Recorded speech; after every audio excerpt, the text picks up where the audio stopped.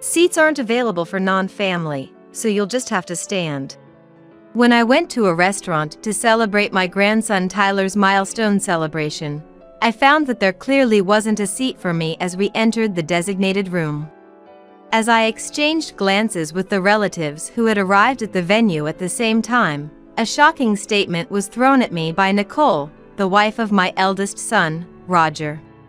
Although I initially felt a rush of anger, a tap on the shoulder from my brother Philip calmed me down, and I found myself saying, "I guess we should head home then." To my surprise, everyone present immediately responded with, "Yes," to my question, prompting us to make a U-turn on the spot. Despite hearing shouts and the loud noise of breaking dishes from behind, I ignored them and headed home, where I immediately took a certain action. My name is Marie, a 54-year-old office worker. I work for a company that operates multiple restaurant locations, and although I am officially listed as a store advisor, I mostly work from home. This is partly because I was born with a handicap in one leg, and though I don't use a wheelchair, I cannot walk without the aid of a cane. This makes me hesitant to go out to crowded downtown areas or use public transportation. Embarrassingly, I don't visit the restaurants my company operates very often. Of course, I'm fully aware that this isn't good. However, since losing my husband Simon suddenly to illness 2 years ago, my life has felt devoid of any excitement. Now, I live alone in a smaller condominium arranged for me by my brother Philip, after giving the condominium where I lived with Simon to my married son and his wife about 3 years ago. Some people ask if I'm lonely, but when weighing the freedom of being alone against the loneliness, the appeal of living freely wins out. Part of this is because my relationship with my son's wife, Nicole, is the worst. Nicole is 8 years younger than my son, Roger, currently 24. She is stylish, beautiful, and was popular as an active college student model while attending a prestigious university. I've heard she appeared on TV several times. She was expected to become a news reporter with the title of Miss University, but she got pregnant with Roger's child during the summer of her junior year and they had a shotgun wedding. Initially, she took a leave of absence from college with the intention of returning after giving birth, but she suffered from severe morning sickness and deteriorated health. Nicole, worried that her beauty would be ruined, threw a tantrum saying, "I don't want to be seen in public looking like this," and dropped out of college. At the same time, she became irritable over her uncontrollable physical condition and started behaving hysterically towards my son Roger. "Mom, please!" No matter what I do thinking it's for the best, Nicole just screams and rejects everything. The house is a mess, and it's bad for the baby's prenatal environment. "I need your help," begged Roger. So, my husband and I decided to live with our son and his wife in the large condominium we had bought, intending to live there until we died. However, living together turned out to be challenging as Nicole treated me like a servant with her haughty attitude. "Don't dawdle, bring me my smoothie and crackers to bed quickly. Haven't I told you numerous times how sick I feel if I wake up with an empty stomach because of my morning sickness?" she would yell. And when she wasn't yelling about that, "Why are you washing my clothes with your old hag's clothes? No matter how expensive the fabric softener is, it won't keep it from the old hag smell transferring to my clothes," she would screech so. Simon, seeing enough, would scold her firmly. "Is it common sense in this house to harass a pregnant woman?" But she would just snap back. Even when Simon suggested that Roger talk to her. "It's impossible. Nothing makes sense to Nicole right now. I wish you could just deal with it, Mom," he would say, laughing it off. As infuriating as it was, the fact that Nicole was pregnant made it so we had no choice but to endure her behavior.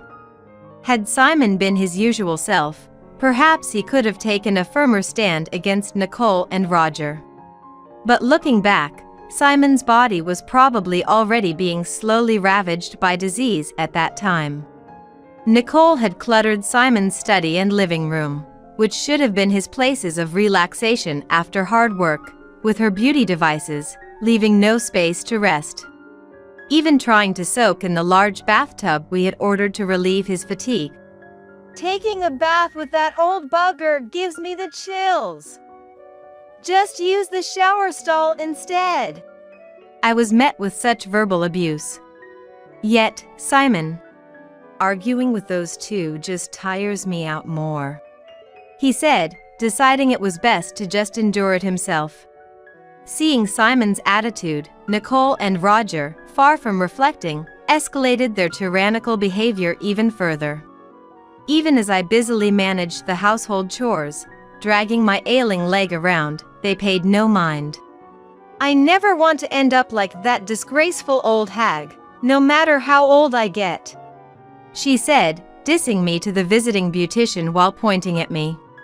The beautician was at a loss for words at the sheer nastiness of their comments, but she didn't care. We really wanted to hire a younger servant, but you know how hard it is to find someone reliable these days, right? So we settled, she declared. Even as these words were spoken, I continued my chores in silence, my leg aching, my heart full of anger towards Nicole and Roger. As these days went on, Nicole's due date arrived, and she gave birth to a healthy baby boy. Holding his first grandson, named Tyler, Simon teared up a bit when the tiny hand tightly grasped his finger. Seeing this, I nearly cried myself. The innocent smile of the baby made me want to wash away all resentments and negative feelings. But that thought was short-lived when suddenly, I received news that Simon had collapsed at work. Panicked, I rushed to the hospital while trying to contact Roger on his mobile phone, but it remained unread, with no return call.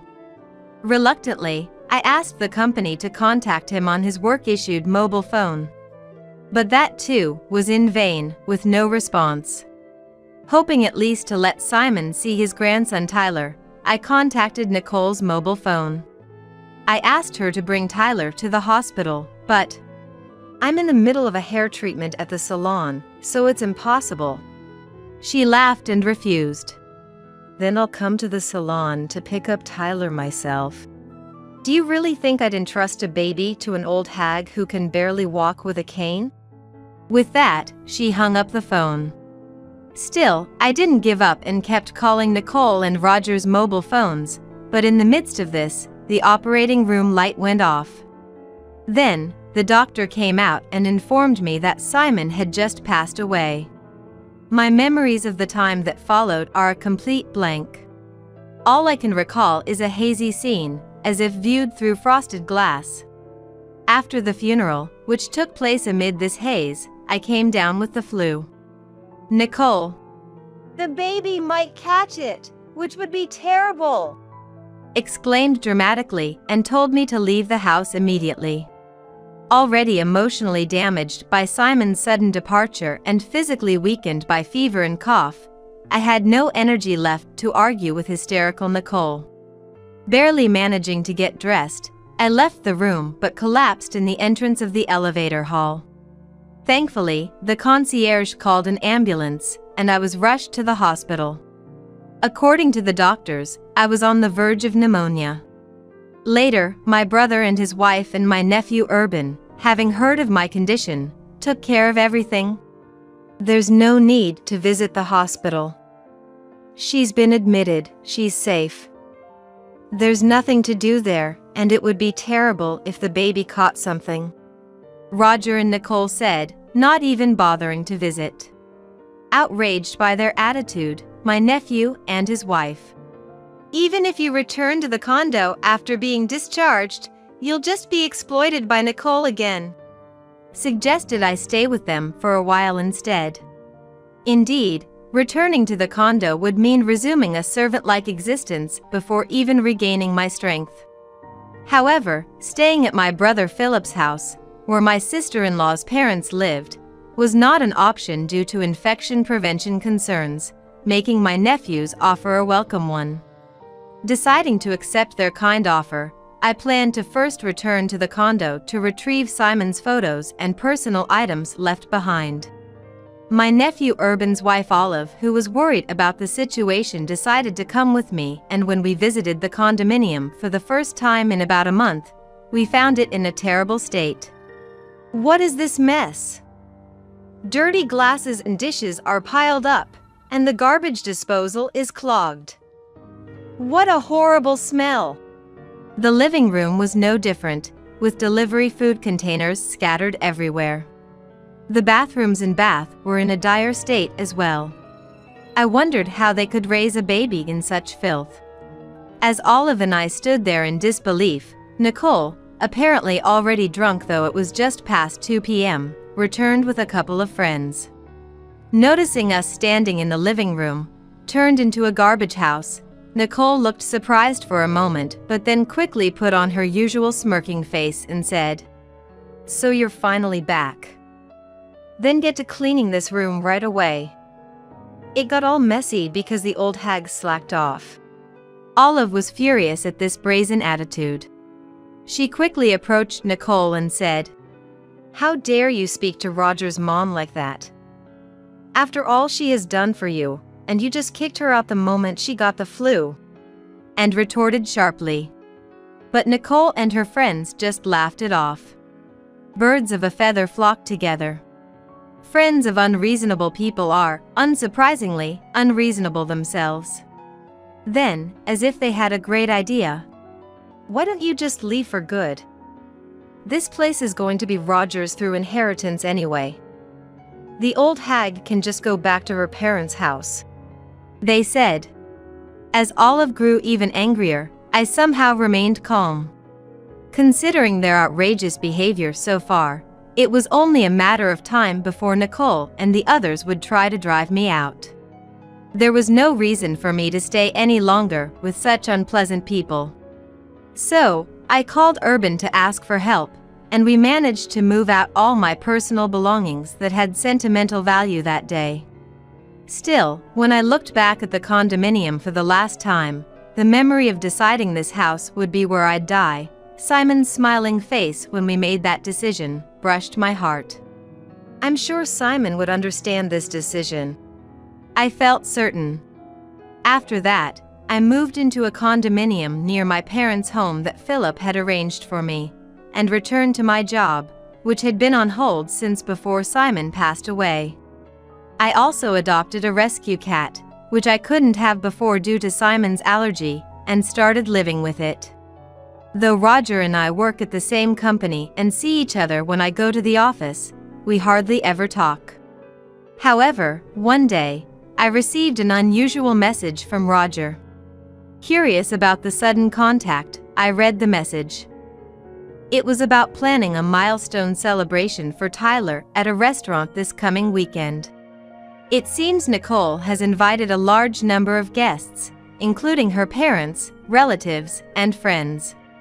The balance will be off if no one from our side of the family attends, he said, wanting to invite me and the relatives. Why don't you ask Simon's side of the family then? I suggested, but it seems they had already refused. Indeed, Simon's relatives live quite far away, and it's not a distance easily traveled back and forth. Moreover, today is already Friday, and there's hardly any time to prepare to leave the house. It's understandable that they refused. I was about to refuse again when Roger, sensing my hesitation, I'm sorry for everything that's happened. For Tyler's sake, could you consider our request? Though I was indeed angry with Roger and Nicole, Tyler himself is innocent. Remembering how happy Simon was about Tyler's birth, I didn't want to spoil the celebration.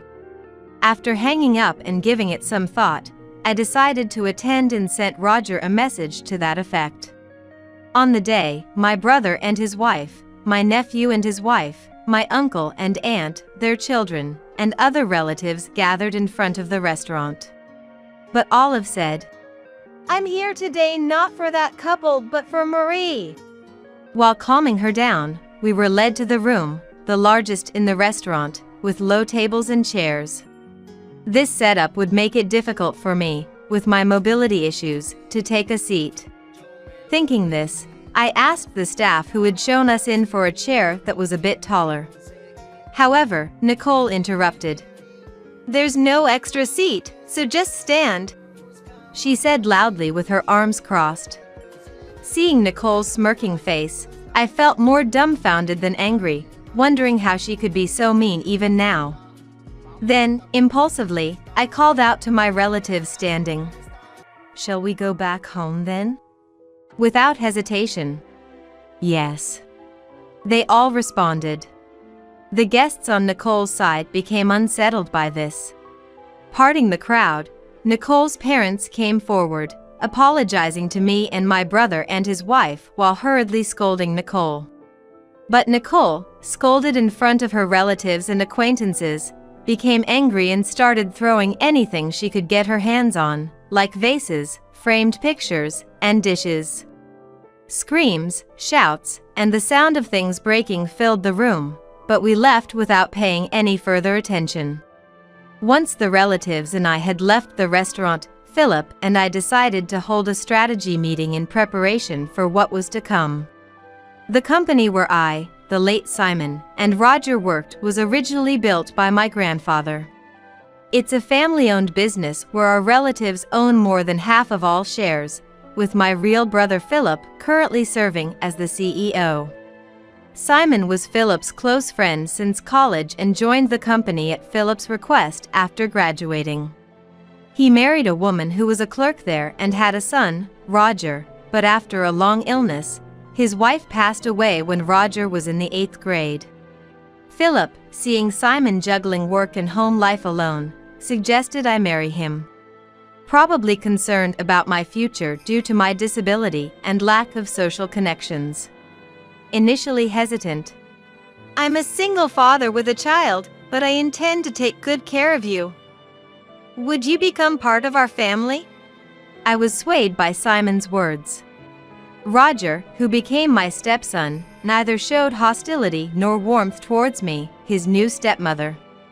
Believing it was unreasonable to expect more from Roger so soon after losing his mom, I resolved to do my best as a stepmother.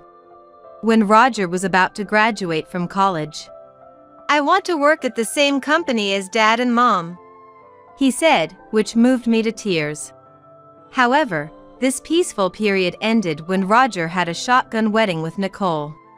After living with Nicole for a while, I couldn't ignore her domineering behavior and decided to have Roger firmly speak to his wife. I waited for Roger in the company's underground parking lot. But what appeared was Roger with his arm around a married colleague, unaware I was standing just a pillar away, getting intimately close. The shock was enough, but Roger then told the woman, "What if someone sees us here? We'd both get fired." To which he confidently replied, "I won't make such a mistake. And even if my affair gets exposed, the company can't fire me. After all, I'm the president's step-nephew."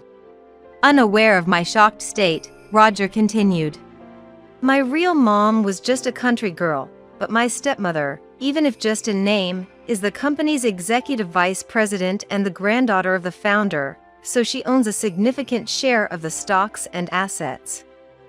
When she passes, all of that will be mine." Then, he drove off with the woman. Overwhelmed by what I had just heard, I returned home, unable to tell Simon, replaying Roger's words in my head. Gradually, I understood why Nicole always spoke so disdainfully of me and why Roger never reprimanded her. It was as if peeling back layers to reveal the truth. Nicole likely received a similar explanation from the beginning of their marriage. And I'm just a stepmother, after all, believing I'm merely a tool they can treat however they please until they inherit the estate, both Roger and the grandchild yet to be born, since we're all strangers to one another. That's why they feel it's okay to treat me with disdain. But there's a truth neither Nicole nor Roger himself understands. In reality, Roger and I haven't gone through an adoption process. Legally, Roger is nothing more than Simon's stepchild, with no right to inherit my estate. Needless to say, for Philip, being a CEO, Roger is nothing more than a step-nephew, if even that. Recovering from the shock, I immediately consulted with Philip, Urban, and Olive. Following their advice, I took steps at the City Hall to ensure no unauthorized adoption could take place. Additionally, in case of any eventuality, I arranged to entrust the management of my personal assets to a lawyer, a process that was nearly completed when Simon passed away before me. Simon's own estate, having been mostly spent on his first wife's illness, consisted of little more than savings and life insurance, which I quickly renounced. The reason the condominium wasn't discussed during the inheritance talks is because it was never part of the estate to begin with, yet it's truly frightening how greed can blind people. Roger and Nicole, thinking that condominium was Simon's, probably rushed to kick me out after I renounced the inheritance. The reason I quietly backed down was not just because I wasn't in the best of health, but I also pitied young Tyler, not wanting to disrupt his living situation drastically. But this time, I've reached my limit. Originally, I intended to file for an eviction due to illegal occupancy of the condominium during the milestone celebration, so I promptly began the process with my lawyer. Nicole's parents dragged her daughter to the company to apologize. We were told by Nicole that we shouldn't visit because she needed to get along with the family of the person she married, that the birth and everything would be managed by Roger's family since an heir is being born, and we took her word for it. We had no idea things had come to this. We're truly sorry. No sooner had they been let into the living room than they apologized over and over, but it was too late for regrets. Hearing the commotion, Roger also came running. I had no idea my wife could be this unreasonable. I truly am sorry for what I've done to Mom. But when Nicole started crying and he said to her, "We're getting a divorce. Take the kid and get out of that condominium." The look he gave me, almost groveling, truly sent shivers down my spine. Seeing my reaction, Philip looked at Roger with a cold gaze and said, "You know that store is part of our company's chain, right? Considering the fuss you've made, you'll both be paying for the damages. As for you, stay home until you receive an official summons from the company," and firmly kicked everyone out of the reception room. Afterward, Philip, my brother, began preparations to fire Roger, consulting the company's legal advisor. Right after the milestone celebration incident, he was furious, saying, "Not only is Nicole's disgraceful behavior appalling, but Roger's negligence in letting her run wild is just as bad. They even destroyed store fixtures and decor. Firing him is only natural, right?" Though he was initially adamant about firing him immediately, the other executives calmed him down, explaining that a disciplinary dismissal made in anger could disadvantage us in a lawsuit. So, we turned to a law firm, introduced to us as being filled with capable lawyers, on a recommendation. True to their reputation, they did an excellent job, providing indisputable evidence that was more than sufficient to fire Roger. A week later, Roger, having been temporarily relieved from house arrest, was summoned to the head office meeting room, seemingly prepared for his dismissal, perhaps having gathered some inside information. Despite arriving with a lawyer, the sheer number of attendees overwhelmed him. But as Philip, sitting at the center of the board, began, "It goes without saying why we've called you here today. Your dismissal has been decided." Roger braced himself, clenching his fists. "Mr. Roger Miller, you are hereby dismissed." As Philip, acting as president, began reading the notice of dismissal to Roger, his lawyer immediately. "I object. My client admits to the troubles with his stepmother, Marie, but insists that connecting this to his dismissal is wrongful termination. A voice rose. Glancing at Roger beside him, he seemed quite pleased, nodding in agreement. As soon as the lawyer finished speaking, "There's no excuse for my ex-wife's rudeness at the recent milestone celebration.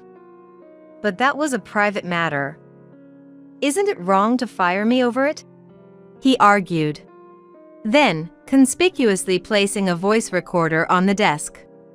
"I'm also prepared to report this as harassment to the media, if necessary," he said with a smug face. Hearing this, Philip and the other executives remained silent, and Roger, mistaking their silence for victory. "You're aware of the public backlash against companies that violate compliance, right? Are you sure you want to fire me, knowing what will happen?" Provoked further. At this point, Roger's lawyer, not showing the expected signs of disturbance, but rather a hint of a smirk, seemed puzzled. Yet, Roger, ever so confident, failed to notice. Philip then asked, in a voice 2 octaves deeper than usual. "Oh? So, you wish to continue working with us? That's a hard pass. However, if you wish for me to leave the company amicably, a certain amount of money as a settlement would be necessary," Roger said, leaning forward on the desk with a smirk, as if to challenge the surrounding executives. But in the next moment, laughter erupted spontaneously from everyone present. Some were even laughing so hard that tears formed at the corners of their eyes. Taken aback by their reaction, Roger quickly turned red and began cursing foully. His lawyer frantically tried to calm him down, but "The dismissal notice naturally includes the reasons for dismissal. I'll explain them now, and if you have any objections, we can discuss them afterward," Philip declared, his presence overpowering Roger and his lawyer into silence, both sitting down. Then, a group in dark suits stepped forward, bowed slightly, and turned on the electronic blackboard in the center of the meeting room. Immediately, the screen displayed screenshots of pages where wine, exclusively imported for group participation restaurants, was being sold on an online marketplace. Next, the screen showed an enlarged photo of the wine seller's icon. The moment it was displayed, Roger stood up quickly. "This isn't me!" he exclaimed in desperation, turning pale. And for good reason. The photo used for the icon was a cropped selfie of Roger. The screen neatly displayed the original photos alongside, with an image match rate of 100% written in red. Facing the lawyer, still unable to grasp the situation, a man from the group of dark suits stepped forward, introducing themselves as the law firm hired by the company. "Let me explain the reasons for the dismissal notice. The reasons include embezzlement, harassment, and undue pressure within the workplace using his executive position, leaking confidential company information, unauthorized absences, tardiness, loafing, and damaging the company's reputation through inappropriate use of a company car," he smoothly explained, further adding that the company's legal and accounting departments had been secretly investigating rumors of the wine, supposed to be sold exclusively in stores, being traded online. In the process, they identified the source account and, collaborating with the police and other relevant parties, discovered that the account was linked to Roger's online banking account. Additionally, the inventory management department uncovered the existence of double books. Upon questioning, several employees confessed that they had been coerced into participating in the illegal activities by Roger, who implied they would be fired if they did not comply. As this explanation unfolded, Roger was sweating profusely, but his complexion turned even paler at the next images displayed. It was a video seemingly taken secretly with a mobile phone, capturing Roger as he subjected female interns and temporary staff to sexual harassment and unbearable words. Roger's lawyer, standing by, couldn't take his eyes off the repeating video, mouth agape. Next shown were images of customer information meant for our company being sold to a rival company and a USB drive containing original recipes, alongside an envelope bearing the name of the rival company's legal counsel. Seeing this, Roger's face turned from pale to ashen, and his hands trembled on the desk. Our lawyer continued without hesitation, explaining why the USB was transferred from the rival company. Actually, suspicions about the source of this confidential information had arisen even before it was utilized. Upon rechecking the acquisition method, it was found that an employee of the rival company had obtained it from Mr. Roger Miller in exchange for a significant amount of cash. He explained. The rival company quickly dealt with the involved employee and returned the data to us, along with documents clarifying the factual situation. Roger's lawyer, taken aback by the continuous revelation of Roger's misdeeds, listened in stunned silence. However, our lawyer concluded with, "While it might seem superfluous to mention now, all these illegal activities have already led to the filing of criminal complaints. Perhaps, instead of discussing settlement money, you should be preparing for a criminal defense?" He said this with a chilling laugh, leaving Roger's lawyer red-faced. "I've heard nothing of this from my client. I cannot represent him under these circumstances. I resign," he exclaimed, glaring at Roger before storming out of the room. Left alone, Roger's initial bravado disappeared, and he slumped in his chair. Before he knew it, the women he had harassed in the video lined up in front of him. "We will be filing for damages as well," and firmly declared. Adding insult to injury, our lawyer continued. "Moreover, it has been confirmed through social media posts that you've been unfaithful with multiple women using company resources, even during work hours, and engaged in inappropriate actions in public. The company will, of course, include these actions in its claims for damages, so please be prepared for that," he stated, not a smile in his eyes, but speaking pleasantly. Roger finally collapsed from his chair, sitting on the floor in defeat. As Philip and the lawyer had declared, Roger was swiftly dismissed for misconduct. In the investigation that followed, Roger, who was interrogated for embezzlement, tried to negotiate a settlement to avoid a prison sentence. However, finding a willing lawyer proved difficult, and he struggled to even pay the retainer fees. Eventually, he managed to cover the lawyer's fees and compensation payments using the inheritance from his father, avoiding jail time for embezzlement. Yet, unable to prepare for the compensation claims for leaking confidential information, the emotional damages claimed by the women, and the defamation lawsuits, Roger found himself buried in debt. Nicole, understandably furious at being quickly discarded by Roger for his own protection, filed for asset division, damages, and child support.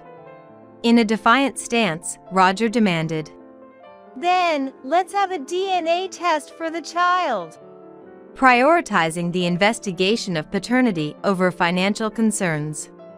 Confidently agreeing, Nicole was shocked when the results showed the child wasn't Roger's biological offspring.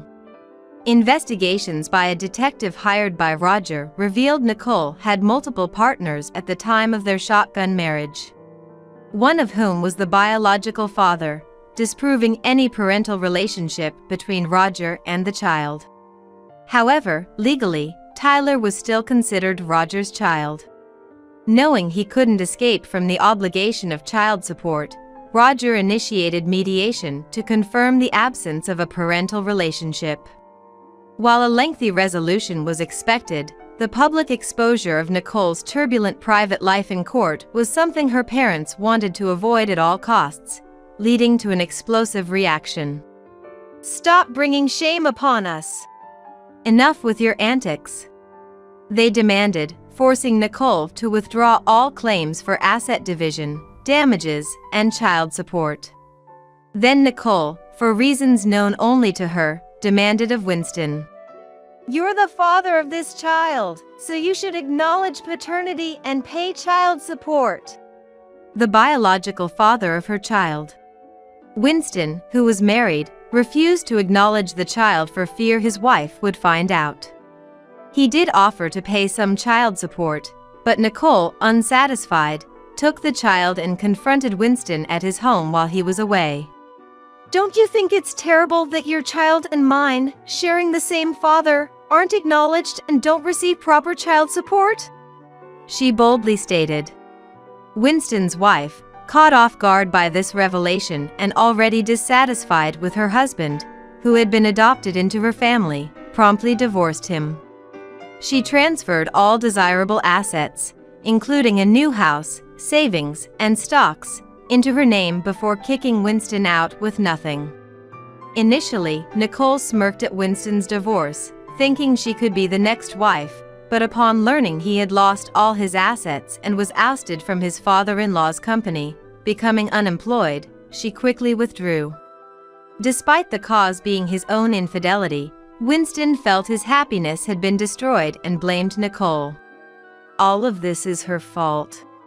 Ever since then, he has been relentlessly pursuing Nicole wherever she hides. Terrified by his obsession, Nicole's parents, to avoid collateral damage, took in only their grandson Tyler and disowned Nicole, kicking her out of their home. Left with nowhere to go and no one to turn to, Nicole resorted to night work to support Winston, now a drunk and unemployed, as I was informed by a detective I had hired for a follow-up investigation. Meanwhile, Roger, after all the trials had concluded, was left with a mountain of debt and alimony payments. A claim from me for the restoration costs of the condominium seemed to be the final blow. Trying to make a comeback proved futile, as he couldn't find stable employment and resorted to juggling short-term jobs, inevitably falling behind on repayments. There was a time when he possibly couldn't afford a mobile phone and called from a public phone, pleading, "Please, I need help." But the call ended in silence after I remained quiet. Rumors suggest he was last seen being taken to a worksite by barely legal debt collectors, but his whereabouts since then remain unknown. As for myself, taking this experience into account, I've become more actively involved in work. I used to think of myself as a decorative executive, a burden to my family, contributing nothing. However, during this ordeal, the company's female employees encouraged me. Even with accessible stores, its true usability can't be known without directly asking the users. Marie, you could surely bridge that gap. Have more confidence in yourself. Getting more involved in on-site work made me realize I had become a pro at finding reasons for why I can't do this or that's impossible. Regretting not realizing this sooner, I'm now 54 with 11 years left until retirement. Rather than mourning the irretrievable past, I'm determined to make the most of these next 11 years. My current goal is to earn an extension of my retirement from Philip and our relatives and to report this achievement to Simon, who has passed away.